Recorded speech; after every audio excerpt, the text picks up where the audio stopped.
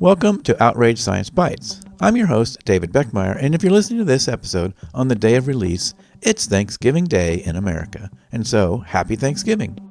As we gather with loved ones or simply take a moment to pause and reflect, we're reminded that Thanksgiving is about gratitude, connection, and appreciating the things that bring us together. In today's episode, we're exploring practical ways to reduce outrage in our daily lives and create space for healthier, more empathetic conversations. It's a fitting topic for Thanksgiving, a day that invites us to reflect on shared humanity and seek understanding even when we disagree. A common trap many of us fall into is believing the problem lies entirely with the other side. It's easy to point fingers, but the reality is that outrage thrives when we stop seeing our own role in fueling the fire. Here's Alana Redstone.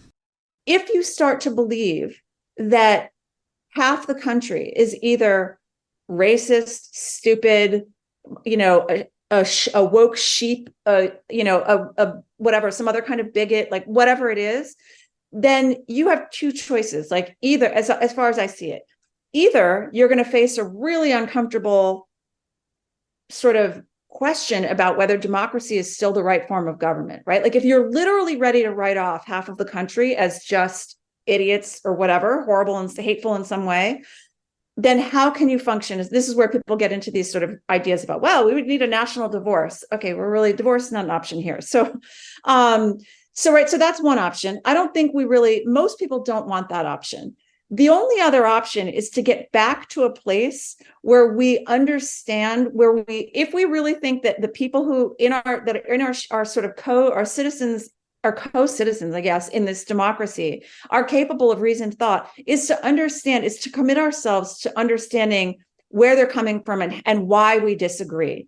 That's a much bigger and more important project than just, I'm going to figure out the humanity in this person who disagrees with me. This is like, so if you're with me so far, the thing that keeps us judging people who disagree, like this person's right, like the demonization, the dismissal, that is certainty. It is some belief, value, or principle that we're holding on to as inviolable. This thing cannot be questioned or touched. I don't even say it out. It's so obvious, I won't even say it out loud. It's essentially the thing that gives us permission to write off everyone else. It's natural to feel that we're on the right side, but this conviction can make it harder to see the humanity in others. Instead of always thinking the problem is the other side, Redstone challenges us to look inward and recognize that we, too, play a role in this dynamic. Reconsidering our own certainty and committing to understanding others is crucial, not just for our relationships, but for the survival of democracy itself.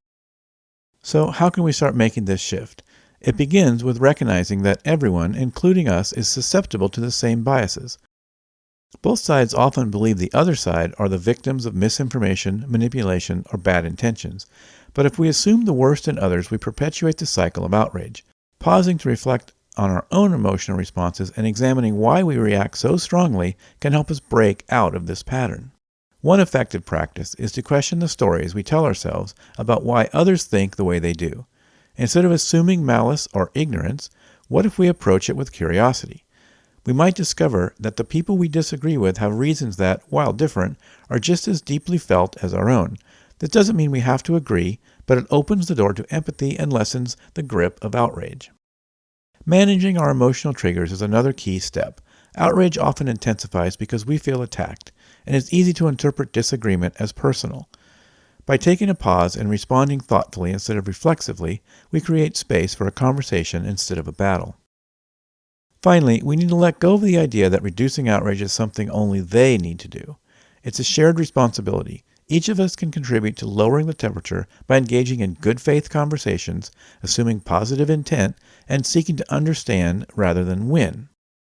Only by acknowledging our own role in the dynamic can we truly begin to shift the tone.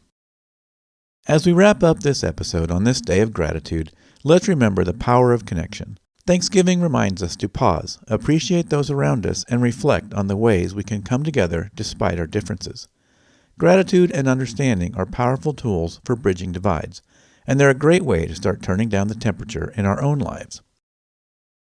Thank you for listening on this Thanksgiving Day. We hope today's episode inspires thoughtful conversations around your table or wherever you are. This wraps up our week of exploring ways of moving forward. Next, we head into reflection and action, starting with lessons from NaPodPoMo 2024, looking back at what we've learned in this journey. If you've enjoyed today's episode, you may want to check out the long-form Outrage Overload podcast. Visit outrageoverload.net for past episodes, links, and contact information. From all of us at Outrage Science Bites and the Outrage Overload podcast, we wish you and your loved ones a very happy Thanksgiving.